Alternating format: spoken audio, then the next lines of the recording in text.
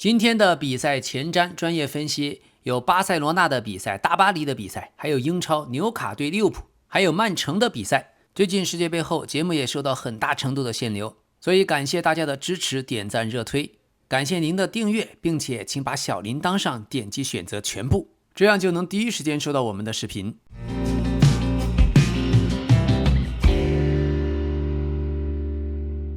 埃爾切對巴薩，最可能的比分1-2或者0-2，巴薩獲勝。資金方面，大眾資金肯定是極度傾斜向客隊巴塞羅那，並且集中在大球。而專業資金呢，由於客讓1.5到了高水區間，所以有部分專業資金反向介入了埃爾切正1.5，還有選半場小球。邏輯是首輪埃爾切在對陣拉科魯尼亞的時候，排出了541深度收縮陣型，防守韌性比較強。而賽季初，巴塞羅那客場往往需要一定時間才能調整好進攻傳導的節奏，净勝球可能會卡在1球區間。所以組合方面可以選巴塞羅那客場勝，再加上全場總進球大於 1.5， 或者選擇埃爾切的正 1.5。 這一場是巴塞羅那新賽季第一場正式比賽，因為世界杯西班牙隊夺冠，所以多名国腳歸队時間很晚。巴薩過去在20個西甲賽季的首戰取得過15勝3平2負，對埃爾切他們14勝1平保持不敗。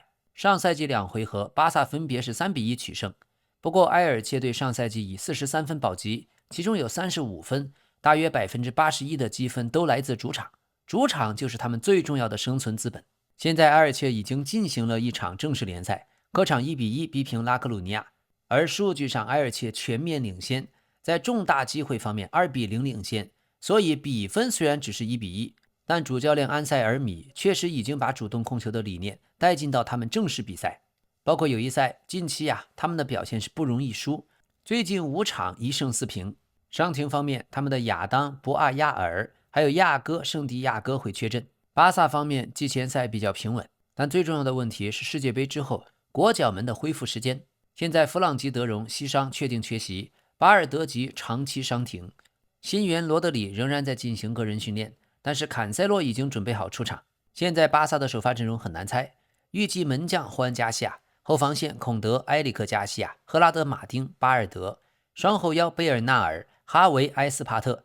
前面是亞馬爾、菲爾明、安東尼戈登，中锋拉菲尼亞。但是要注意，佩德里和阿德耶米也有可能放入首發。主教練弗里克自己說他已經決定好由誰踢中锋，但是拒絕透露，這是賽前最大的懸念。我們要注意到多特蒙德過来的花椰菜阿德耶米季前賽狀態非常好。两位主教練埃爾切的馬丁安塞爾米，他出生在阿根廷布宜諾斯艾利斯，他幾乎沒有職業球員的背景，甚至連自己父親都懷疑過他能不能成為真正的足球教練。他大學讀的是新聞學，早年一邊做足球的廣播，一邊在家族印刷廠工作。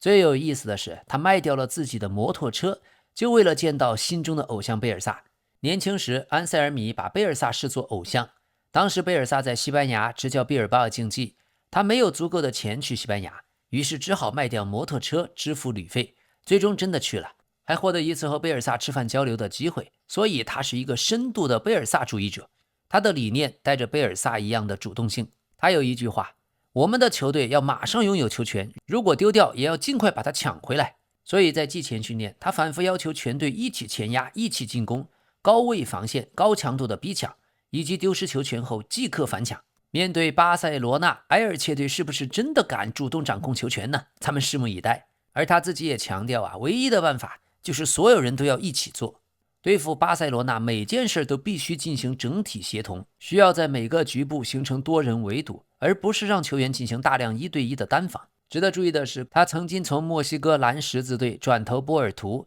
在過程中造成很大的爭議，到現在雙方都各自有各自的說法。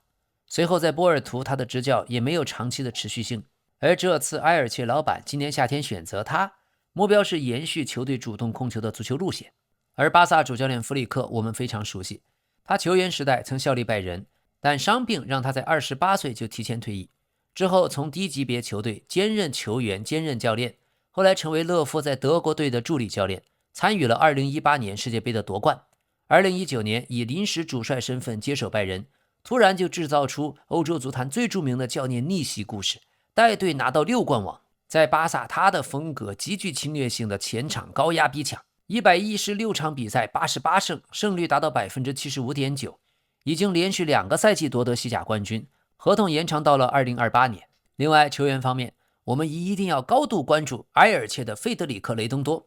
沒錯，他的父親就是最著名的費爾南多·雷東多，老 K 最喜歡的長髮飄飄的瀟灑的後腰，阿根廷和皇馬足球歷史上最經典的後腰。雷東多的兒子費德里克·雷東多同樣踢中場，而且都穿5號。去年加盟埃爾切，俱樂部給他簽到了2030年，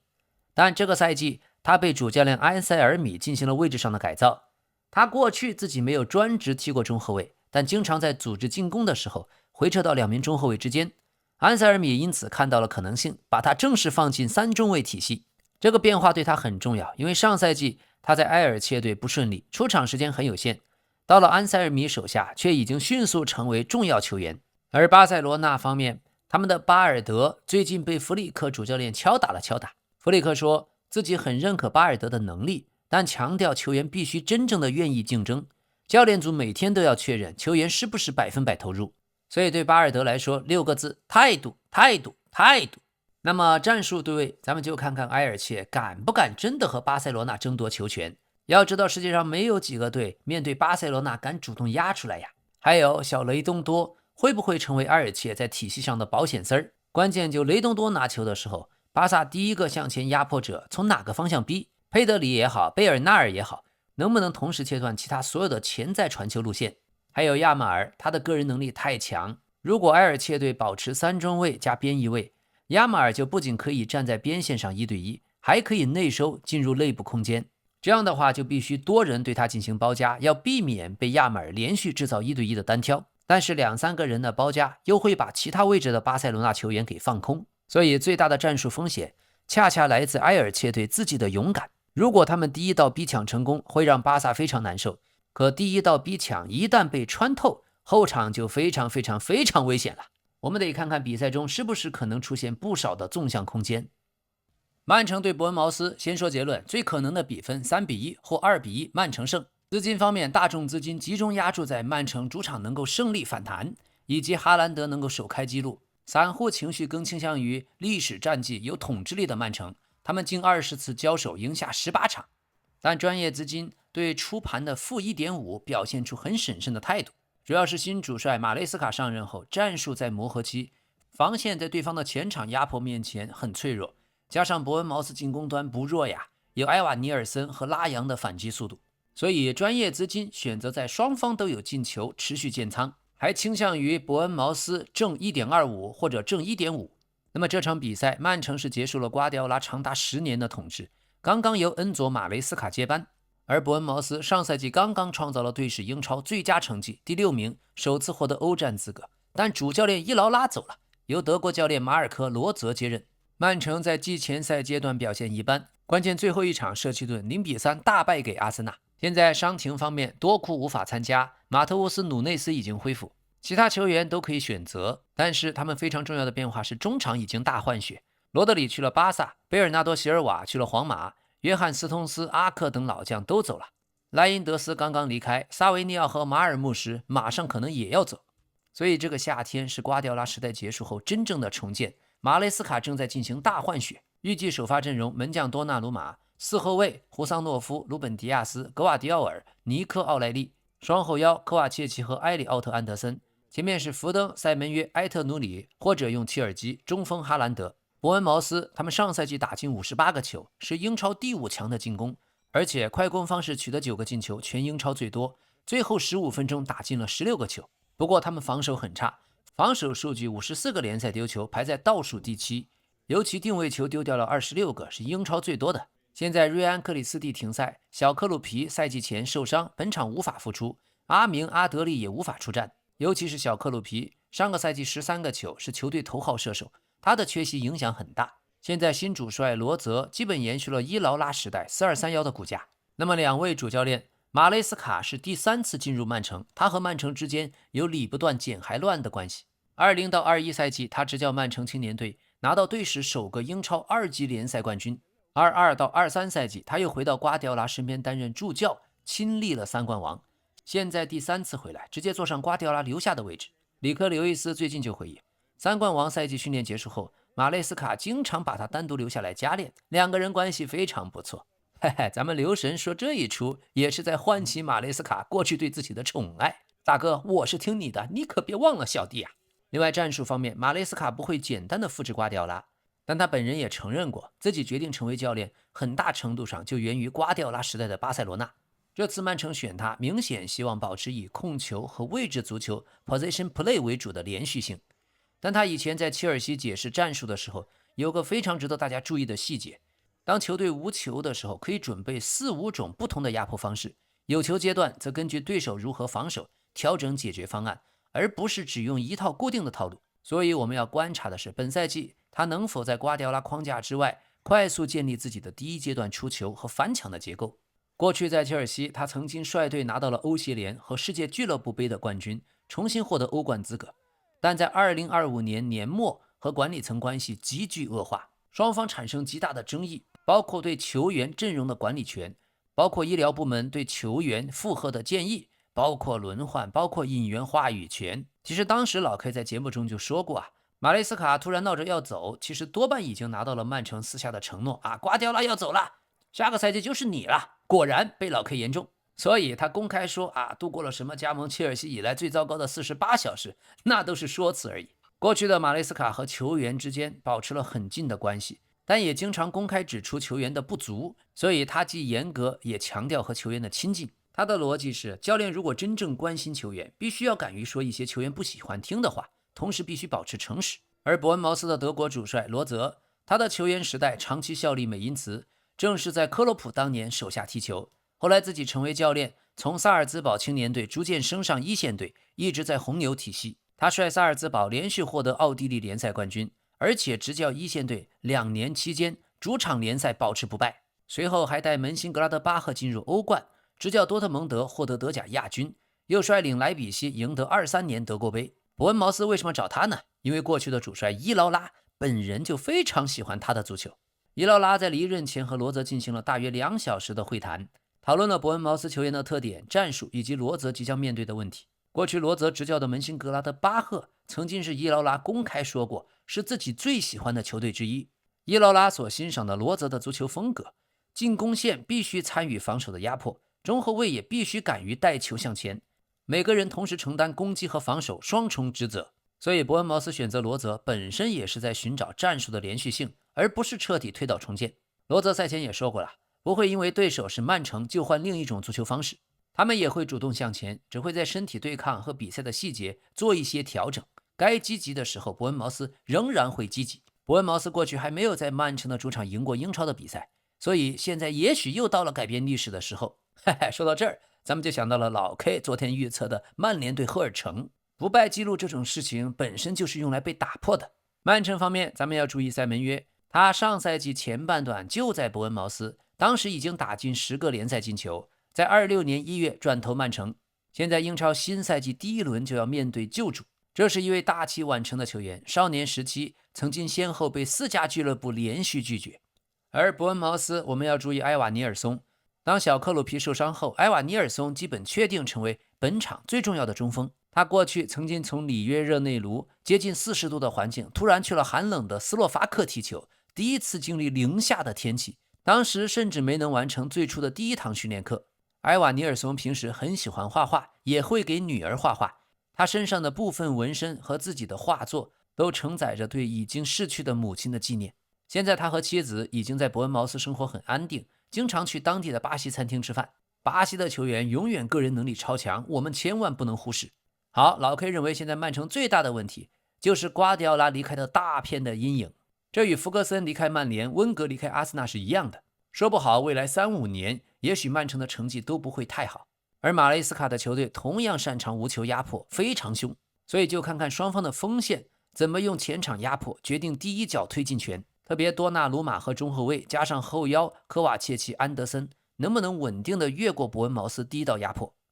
紐卡對利物浦，最看好的比分1-2，利物浦小勝。第二個比分1-1，雙方握手言和。資金方面，大眾資金高度湧向利物浦獨贏和大球，這主要是近年來利物浦面對紐卡有長期不敗的優勢，而專業資金更多選擇在雙方都有進球建立底倉。並且特別注意防範平局的出現概率。那麼組合方面可以選利物浦獲勝，但為了防止爆冷，多開一個單，選平局加上雙方都有進球，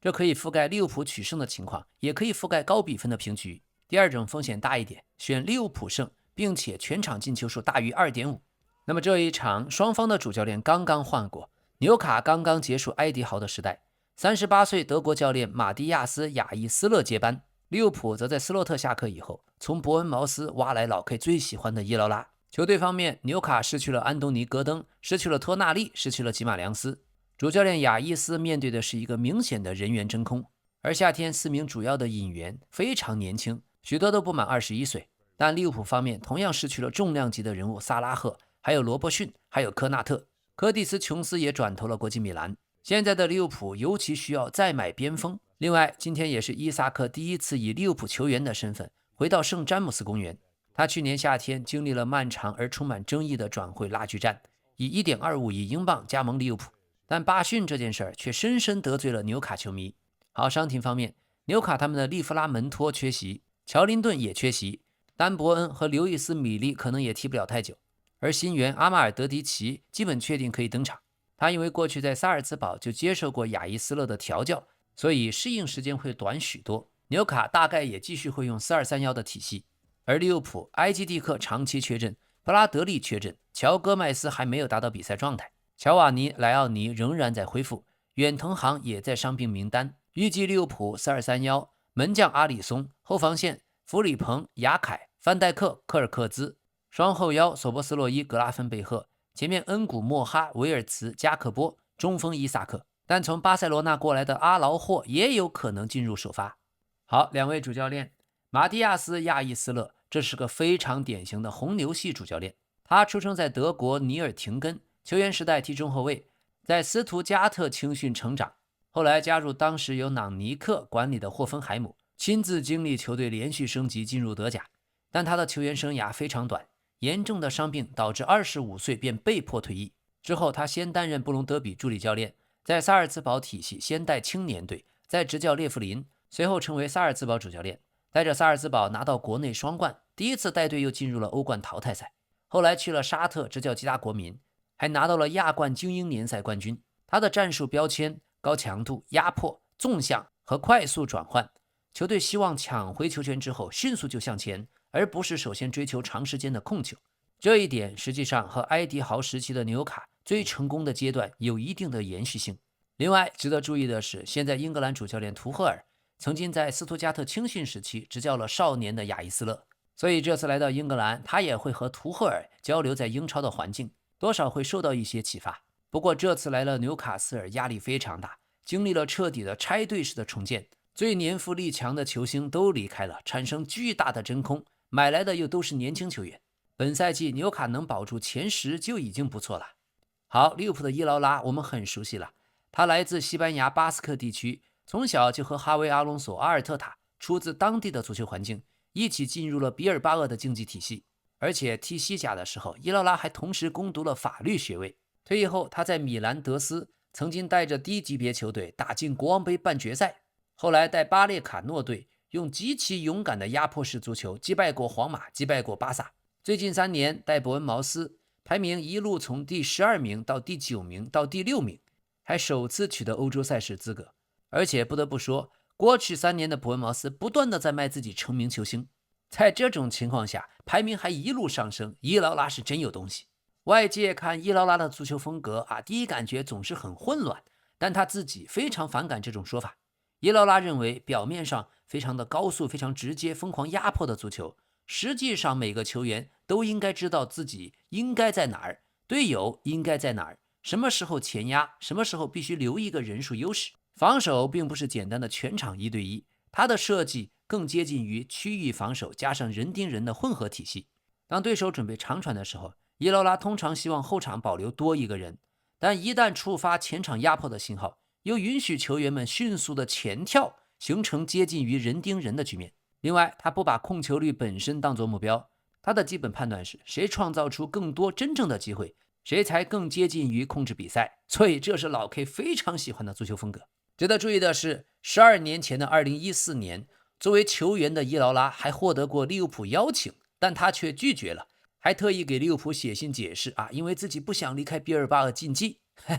12年後，他卻以主教練的身份終於來到了安菲爾德。過去這段時間，他完全沒有休息過，先是替自己2個孩子解決了在利物浦的學校問題，同時安排全家的住房問題，然後就瘋狂的工作。好，紐卡的球員，咱們必須要注意維薩。冷知識維薩小時候其實踢的是門將，但後來母親覺得門將參與比賽太少，讓他換位置。他隨後先踢後腰，又踢前腰，又踢邊鋒，最後成為中鋒。而維薩的父親非常嚴格，小時候因為他學習成績不好，真正的讓他停止踢足球，所以這導致維薩小時候認為自己不可能成為職業球員。而有趣的是，他在學校階段還認真練過橄欖球，到了14歲左右才正式在橄欖球和足球之間做了選擇。維薩老 K 也介紹過，在幾年前效力於法甲的時候，有一名女子偽裝成球迷索要簽名，敲開了他的家門，卻突然將強酸潑向了他臉。這名女子的真正企圖是要綁架維薩剛剛出生不久的孩子，這導致維薩的面部和眼睛嚴重灼傷，差點永久失明。後來經過多次手術和長達半年的視力恢復，才重返賽場。襲擊他的女子後來又襲擊了別人，已經被判了18年監禁。所以現在的他真的是不死鳥，涅槃歸來。當伊薩克、戈登等人都已經相繼離隊，維薩成了紐卡為數不多的進攻核心。這就得看看身邊的安東尼·埃蘭加能夠幫多少忙啊！埃蘭加的標籤是速度、縱深和第一時間向前，所以這場球也不能說紐卡完全沒有機會。而最大的看點還是伊薩克門，紐卡球迷對伊薩克的情緒沒有真正消失過，到時候看台上一定會熱鬧非凡。好，戰術對位方面，我們要關注紐卡反擊打利物浦高位防線後的縱深，他們仍然擁有非常快的前鋒，而且過去在攻擊對方身後空間這方面的數據非常好。如果弗林彭和科爾克茲同時前壓，埃蘭加就尤其適合攻擊范戴克身後的大範圍空間。而利物浦的壓迫對紐卡年輕的中場來說可能很難以應付，特別還有維爾茨。上賽季維爾茨沒有達到老 K 的預期，看看在伊勞拉的手下，他在內部空間會有怎樣的作為。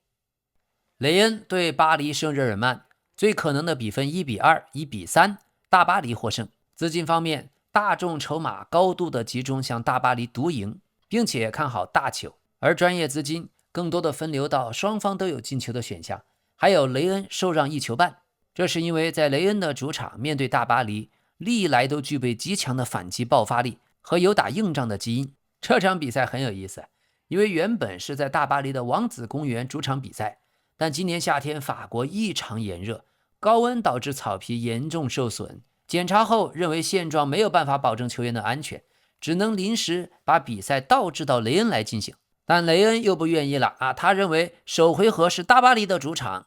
那麼次回合也應該是我雷恩的主場。對此，大巴黎主教練路易斯·恩里克公開強調，正常聯賽的原則應該是一場主場一場客場，所以兩家俱樂部還沒開踢呢，在賽程公平問題上已經有輕微的摩擦。而更有意思的是，上次巴黎隊來到這裡，在今年2月13日1-3輸給了雷恩。不過他們已經完成法甲的5連冠和歐冠2連冠，雷恩屬於歐戰區競爭集團，還不是和大巴黎在同一個檔次的球隊。今年夏天雷恩的季前賽狀態比較一般，1勝1平3負，現在確定缺席的有馬赫迪·卡馬拉，還有塞科·福法納也有小腿的問題。此外，布拉西耶、塞伊杜、賈維西塞還有恩博洛都因為轉會緋聞存在不確定性，也被安排在主力計劃之外。而隊長隆吉耶，他在7月份訓練中鼻骨骨折，第2天接受手術，現在已經重新返回訓練，預計能首發。大巴黎這邊呢，也由於世界杯國腳們回來太晚，季前賽狀態很一般。